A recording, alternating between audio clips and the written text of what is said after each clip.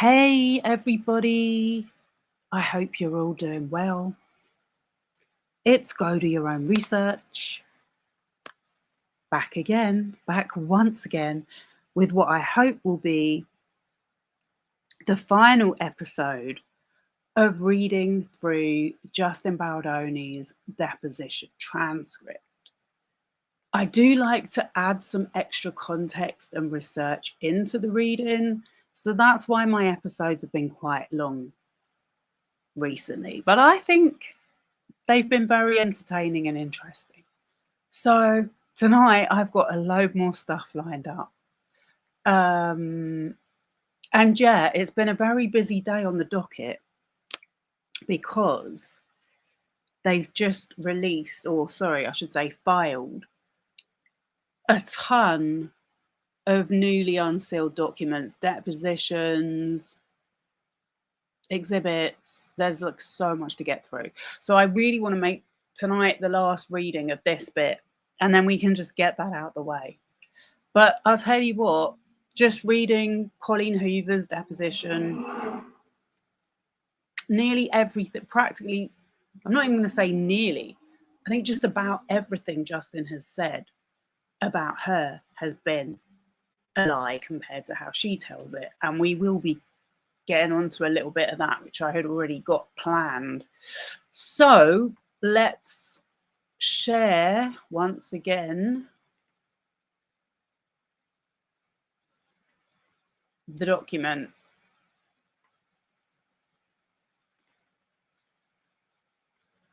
Where we were up to yesterday.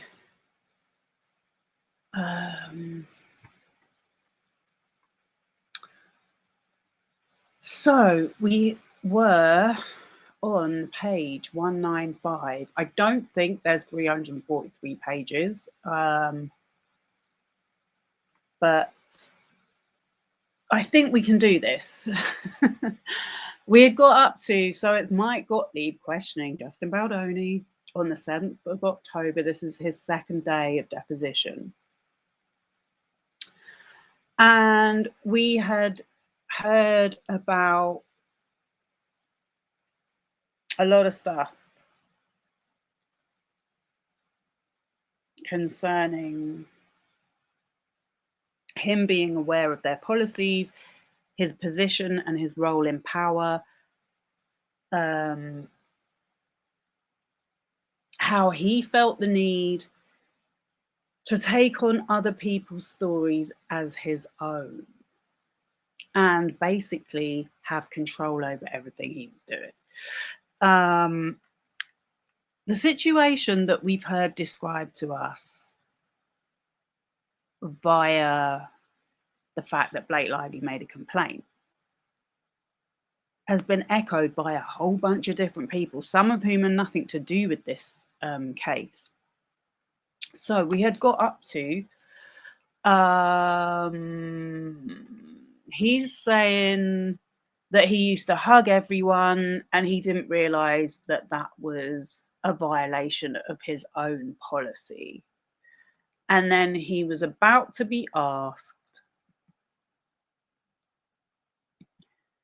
about Blake Lively's dead father.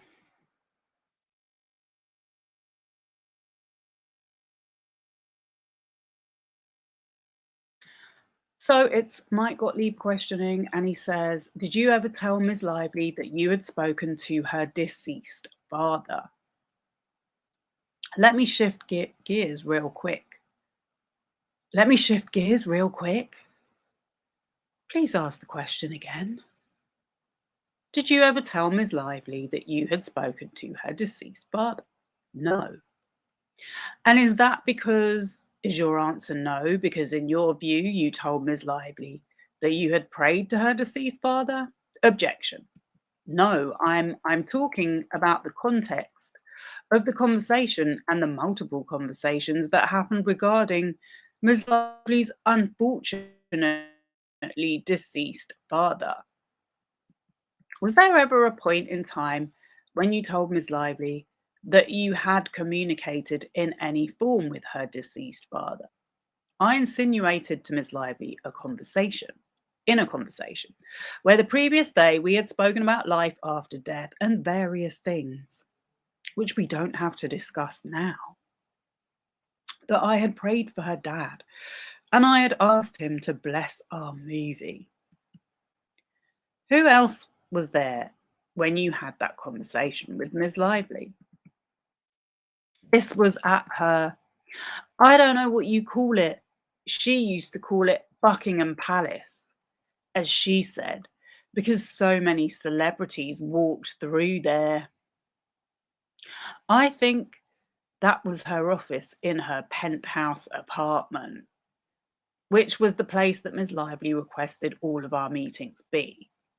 It was just her and myself. Bear in mind, this woman, when he first met her, was heavily pregnant and has now just given birth to her fourth child. It's your testimony.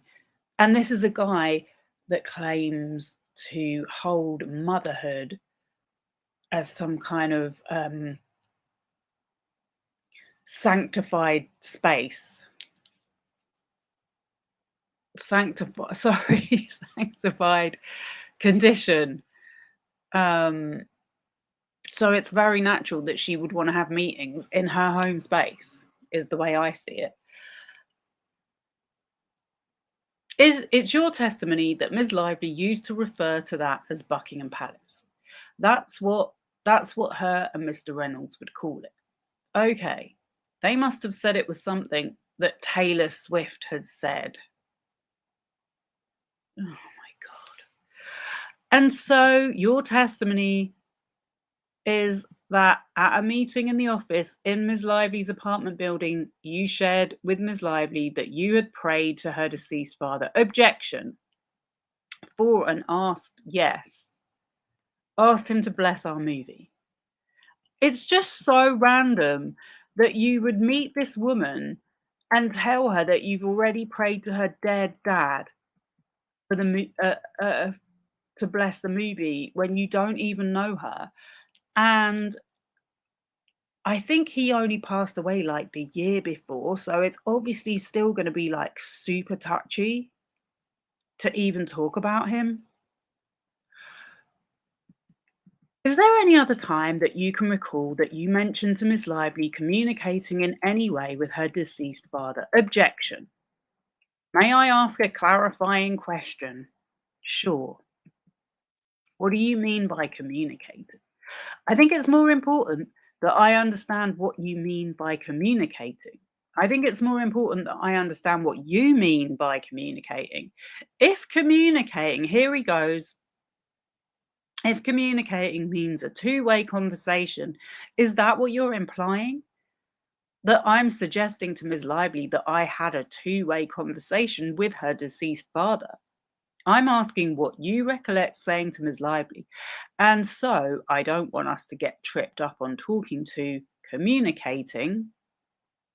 And so I don't want us to get tripped up on talking to communicating. Gottlieb is one step ahead of this guy, thankfully. What did you express to Ms. Lively about whatever interaction or message or prayer? What did you express to Ms. Lively about her deceased father any time other than what you just told me? May I provide a little bit of context and then answer the question? I can't stop you. You could. Go ahead. I would give you consent. Oh my God, this guy is literally insufferable. He's literally insufferable. That literally was him having a dig about consent. Look at that.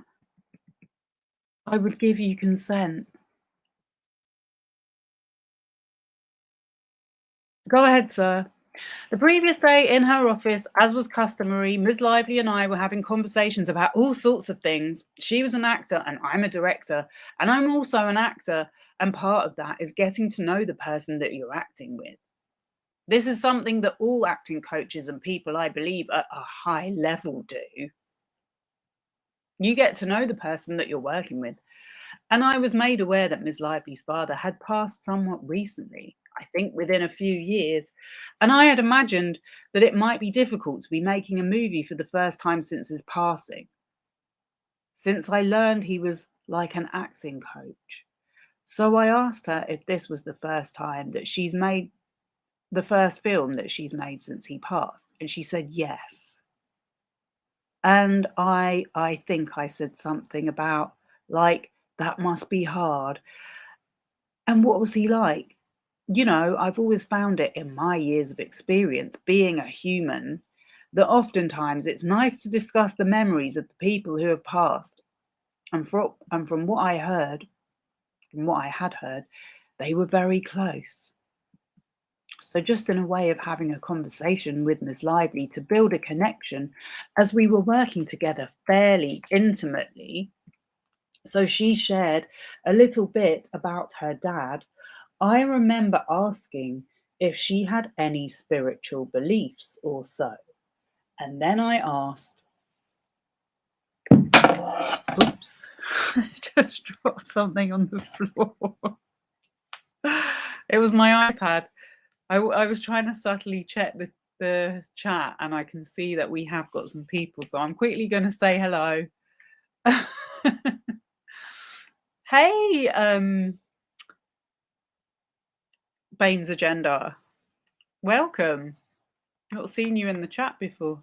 Everybody go watch my video with Bane's Agenda. He's had first-hand experience of astroturfing attempts by the UK government. I hope I said that correctly. Hey, Kayla. You were looking at a conversation with Justin and Jamie? I actually felt bad for Jamie. I don't feel bad for Jamie, not anymore. I never did, but I certainly don't. I certainly don't right now after what he did, what he said to Colleen Hoover. Oh, so you've already got one new follower, hopefully. Kayla said she's going to check your TikTok out. Right. Let me carry on. Let me carry on.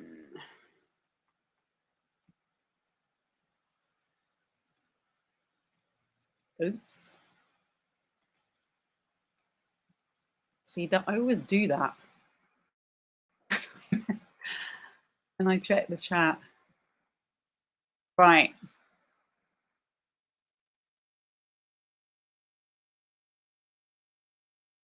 Yeah, so he said he made a joke about consent. Not funny. Not the right time.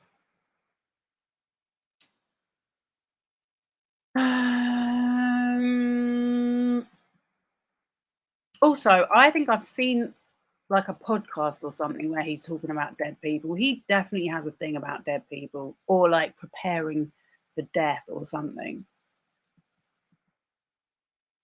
And given the inauthenticity of every other topic he embraces and pretends to be an expert on, I think there's an agenda behind his interest in this topic. I'm just saying. That's my informed opinion at this point. And so then I shared that. I shared a brief summary of my faith, especially because, oh, sorry, yeah, I was up to there. I remember asking if she had any spiritual beliefs or so, and then I asked if it was okay if I shared mine. And so I shared a very brief summary of my faith, specifically because I said that we have some really beautiful beliefs about life after death. And so then I shared that, you know, I really believe that those of us, the people in our lives, our loved ones who pass on, are closer to us now than they were when they were here. I gave her the analogy of the womb and how in the Baha'i faith we are told that when we are infants in the womb, we have our whole world of existence. We are developing things. We are developing our eyes, our ears. We are developing, oh my God, he's saying this in a deposition. I can't believe it. We are developing our eyes, our ears. We are developing our skin, our lungs. We are developing all of these things, but we don't have any use for them in the womb world. All the while, we are coexisting in this world. So basically, a baby is in both places at once. But we are aware of the baby in the womb, and we can pray for it and we can influence it. And then I just explained that our belief is that when we die of the womb, we're born into this world and we need everything that we are developing. But when we die in this world, we only take with us our spiritual qualities. But as it relates to her father, I was explaining that where we go next, which I believe you can call it heaven, or I believe you're Jewish, like most of my family, whether you believe in or don't believe in. What I was explaining to her was that I believe that just like we could pray for the baby in the womb, I believe they can help us and pray for us, which is why all these little coincidences and miracles can happen. So, based on that conversation, which I actually went back and told my wife, that Miss Lively and I had a lovely conversation about life. She seemed very engaged, but also she's an actress, so maybe she wasn't. That next morning, this is so much to put on someone when you're just going for like a meeting before you start filming with them. I think. I think she must have been totally freaked out. That next morning, when I came in, because I had prayed for her father, I let her know that. And so it was in the context of this larger conversation, which I summarized shortly. It was much longer than that I offered a prayer for her father and I asked him to bless our film because I believe that those who have passed on can still help us. I wasn't in any way saying that him and I had like a conversation and broed out. Oh my God. And that wasn't at all the context. Nor do I think if you were a witness in the room, you would have felt that way. Mr. Gottlieb, can we take a short break? I need a break after that. Honestly, if anyone's just tuned in and they don't know anything about this story, they're going to think, what the actual F are you talking about right now? Okay. This guy is being for real. This is genuinely how he talks and acts in a legal setting. After I'm done asking a follow-up question to that answer, which was approximately 6 minutes long. I'm sorry, I asked for, I wasn't. You gave me context. I told you you could.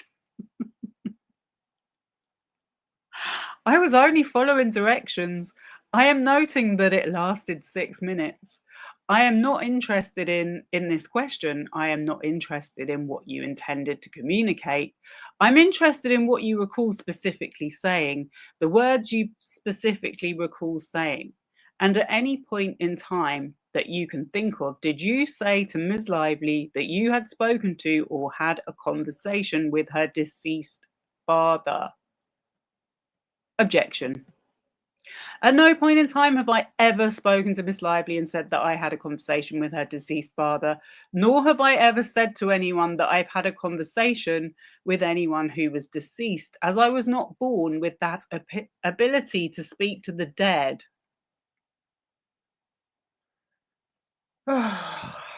Okay. And I am almost, can we please take a break? I'm almost done. One more question and then we're taking a break. Do you recall ever saying to Miss Lively after she referenced in a joke, tell my dad he owes me $40? What? Do you recall ever pulling $40 out of the coat of one of your pockets? Objection. Out of the pockets of one of your own coats? Objection. So I remember a very funny coincidence, and I don't believe it was $40. I believe it was 20. So from my perspective, I remember that it was 20. And the reason I remember it was 20 was because on the way to her apartment, I found $20 on the road. And I remember it was $20 because I'm sure if you found $20, that's a very rare thing to find. So she made a joke, as Ms. Lively often does. And so I made a joke back. And the conversation was, no way, I just found $20. It was two people joking, and it was never intended nor meant to be anything that was serious. But I did find $20. I'm going to honour your counsel's request now. We're going to take a break. I do not understand what happened there. Okay, I'm going to get on to my first little bit of research here. Mr. Baldoni, yesterday you were asked a question about whether you've done any leadership training. I think you said something about doing leadership coaching at some point in your 20s. Remember how yesterday when I played one of the videos that they were on and that Tony Robbins advert came up about the coaching courses? Yes. Was any of that ever with an organization called Landmark? I'm really relieved, by the way, that bit of the questioning about the dead father is over because I was so uncomfortable reading that out. I do apologize. Never had any affiliation with, attended any sessions with Landmark Forum. No. Any recollection, as you sit here today, of who the leadership coaching or training was with?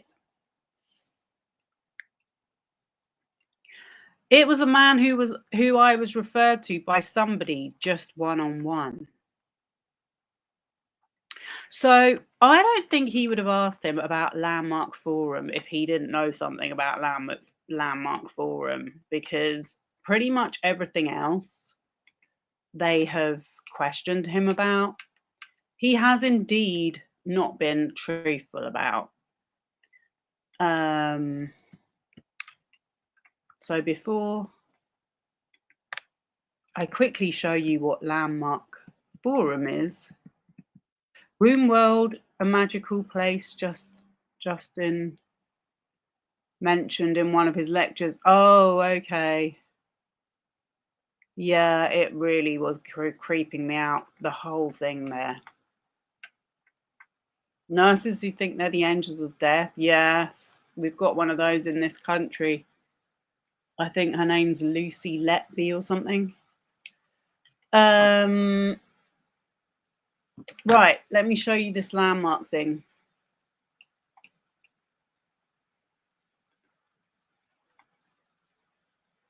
So this is inside the Landmark Forum from 2009. And you can see the chapters there. Strategies for conflict resolution. You see that? Is it showing up? Yes, it is. Conflict resolution is what they used to do on Jeremy Kyle, which is sort of like Jerry Springer, but it's like the British version that I used to watch. Anyway, let me show you this quickly. What do you do when you have a trip where you're always fighting? We discuss strategies for conflict resolution. So the very first thing is when you sit down to begin peace talks, you gotta drop that gun. Stop shooting them down. Plus, Marsha Martin on how breaking a few rules can create better relationships, and more on the life-changing power of beliefs. So I don't know if you heard that, but they said breaking a few rules or changing a few rules can create better relationships. This is inside the Landmark Forum 2009. All coming up today on Positive Living. Positive living as well. Remember all that talk about positivity yesterday? Landmark Education is an international training and development company that helps people gain an awareness of the basic structure in which we know, think, and act in the world. Each year, over 200,000 people in 20 countries participate in landmark courses. My dear friend Mark Holmes is a talented broadcast journalist who has tremendous untapped potential. And after years of gentle coaxing, he finally agreed to experience for himself what is one of my favorite personal development workshops, the Landmark Forum. This powerful 3-day transformational event helps people create positive and permanent shifts in the quality of their life. And I knew it could be the catalyst that would help Mark discover more of his own brilliance, greater power, and courage. A powerful life is not one merely that you inherited. A powerful life is not one that you ended up living. It's a life that you would invent for yourself and then have the power to live true to. There were some, I guess I call them demons, that I hadn't really dealt with from the past. I work in broadcasting, which is a tough industry. And I've been kicked around, beaten up. I was working for a major channel, and it was my first kind of big break into the industry. And I was like, wow, this is great. I loved it. And I was like, finally. And the producer, very well-known producer, was saying to me, the words came out of his mouth, I don't think you know how to tell a story. I literally spent sleepless nights thinking, oh my God, I don't have a career. I remember that period in Mark's life, and the impact stayed with him for many years. Yeah, I'm not going to show all of it, but I just thought that was just interesting there. In case you were wondering where Mike Gottlieb, sorry. But yeah, I just felt like the language being used in that forum was very familiar.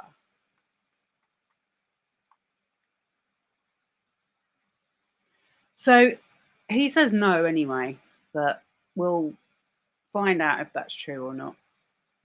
Any recollection, one day, any recollection as you sit here today of who the leadership coaching or training was with? It was a man who I was referred to by somebody, just one-on-one. Okay, back to It Ends With Us. In the course of production on It Ends With Us, did you ever invite the department heads to go to a bathhouse or spa with you? I may have. Do you have a recollection of it as you sit here today? So we know from Alex Sachs's testimony that he did invite everyone to go to a Russian bath. And as she interjected and said it was not a good idea. Like in a formal way, like to all the department heads, any invitation in any form? Yeah, I believe I did. Okay, I'm going to mark a document that's been marked as Exhibit 22. It's a document bearing the Bates numbers 2193. It's a text exchange dated June 15th, 2024. And I'm going to represent to you, Mr. Baldoni, that this is a text exchange between Alex Sachs and Ange Giannetti. Ange Giannetti is the home number that is blacked out there. Why don't you take a look at this? And then I will ask you some questions. Sure. Have you had a chance to look at Exhibit 21, Mr. Baldoni? I believe this is Exhibit 22.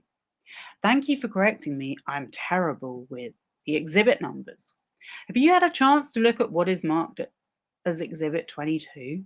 I have. Do you see in Exhibit 22 on page 2194, which is the first page of the text exchange, Miss Sachs writes to Miss Giannetti at 2:53 p.m. as read.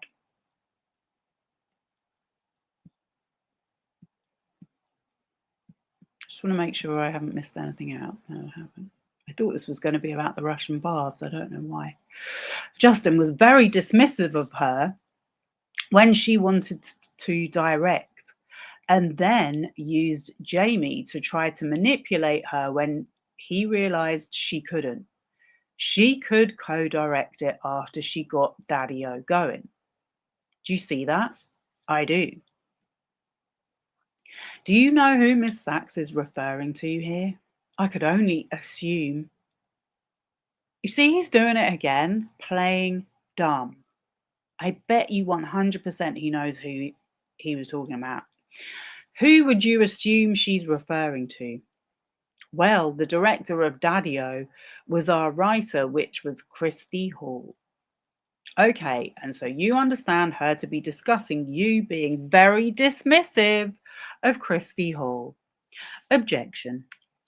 I see that Alex is saying that I'm dismissive of her in this text message to Ange Giannetti. Yes. Okay. Do you believe you were dismissive to Christy Hall? No, not at all. Do you see at 2:57 p.m. Miss Sachs says, as read, in short, she didn't feel respected as a female voice on the team. And on a movie like this, that felt especially bad. I do see that. Do you see that she also says she, being Ms. Sachs, says of Miss Hall, she's scared of backlash. Who isn't?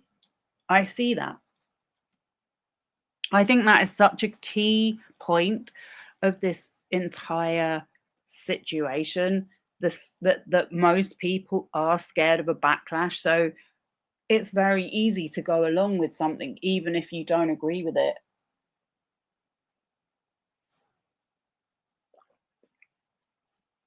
Because you're conditioned to believe that speaking out or going against the grain, you will receive a backlash.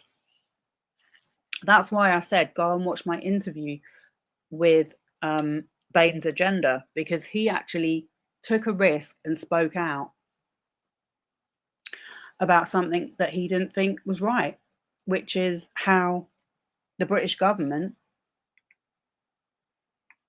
are employing ex-spies from Israel to use social media content creators to put out their talking points on their TikToks and Instagram posts. This is a real thing. It's not just happening within the entertainment industry, it's happening everywhere.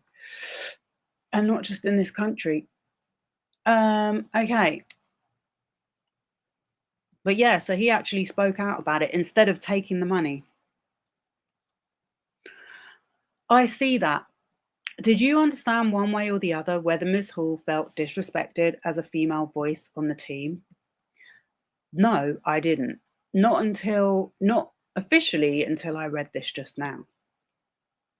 And you testified earlier that Ms. Sachs and Ms. Giannetti is who you learned the concerns or complaints, however you describe it, about the hugging, that they're the ones who told you. Objection. Yes. And this was in May of 2023. Okay. So you see that Ms. Giannetti at 2:59 p.m. says, so many things stacking up. People are so upset or pissed off about. I cannot believe how they just keep on coming. Do you see that?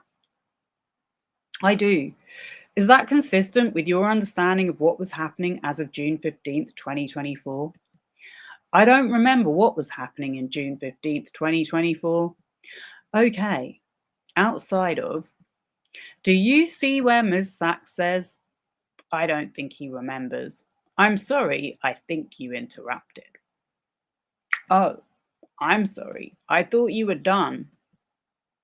Outside of being isolated and kicked off my own film, do you see Ms. Sachs says, as read, I think this is where the narcissism is dangerous, and I don't think he remembers honestly or knows what that he's doing anything wrong.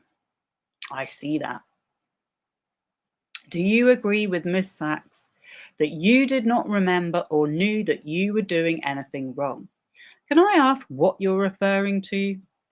I'm referring to Ms. Sachs's words on June 15th, 2024, and I can't begin to speculate about what Ms. Sachs is referring to when she says, I don't think he remembers honestly or knows that he's doing anything wrong.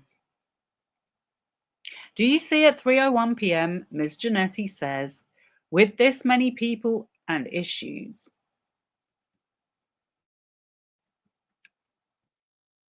I mean, I'm assuming TGEY, they just keep coming. Oh, yes. 3:01 p.m. Yes, I do. And then Miss Sachs replies, him and Jamie have a way of making women and some men feel like ish. Do you see that? I see that. And she says, it is deep because they sign the checks. Do you see that? I do.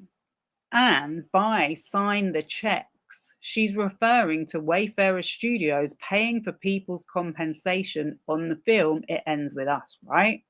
Objection. I can't assume. I'm not on this text chain. Who did sign the checks? Not myself. Did Wayfarer Studios pay for people's salaries, compensation on the film It Ends With Us? I would imagine so.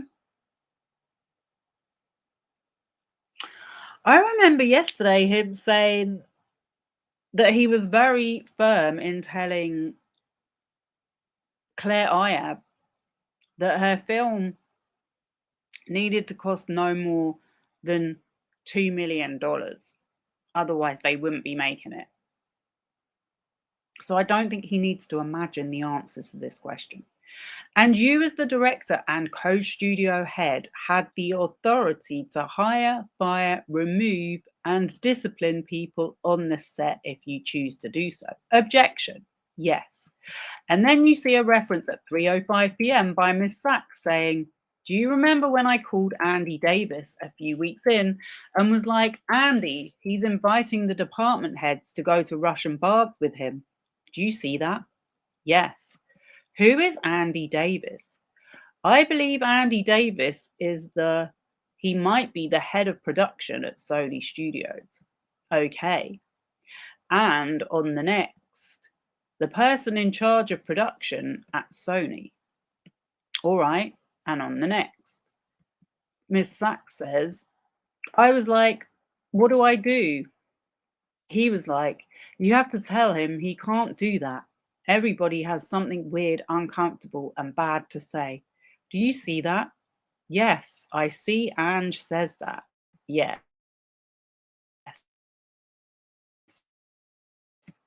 As read. Everybody has something weird, uncomfortable, and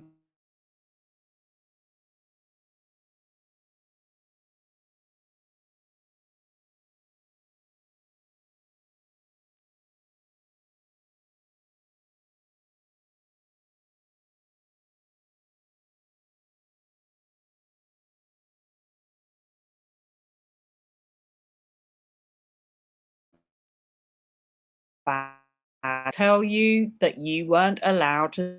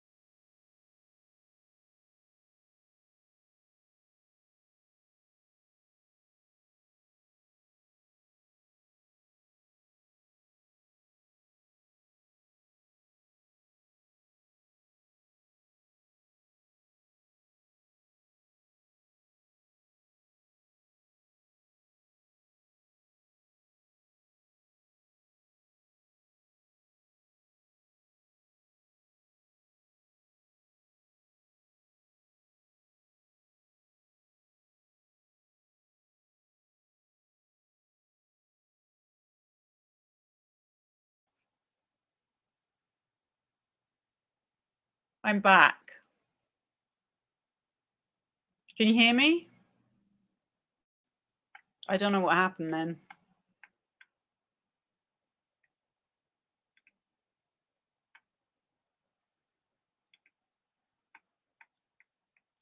Can anybody hear me? Please don't mess up again.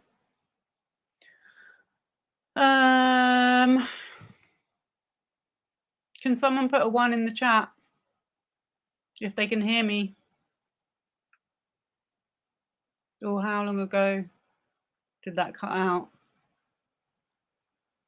I feel like maybe this has gone wrong again.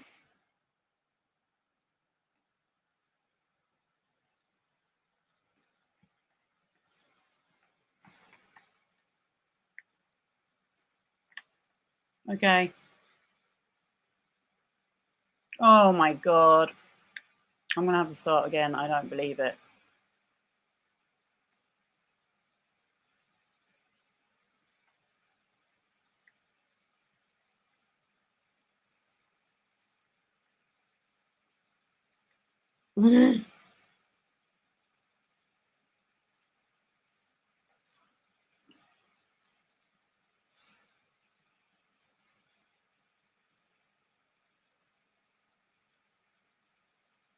It's working.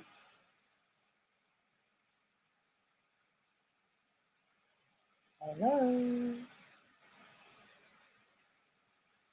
Okay. I guess it's not working.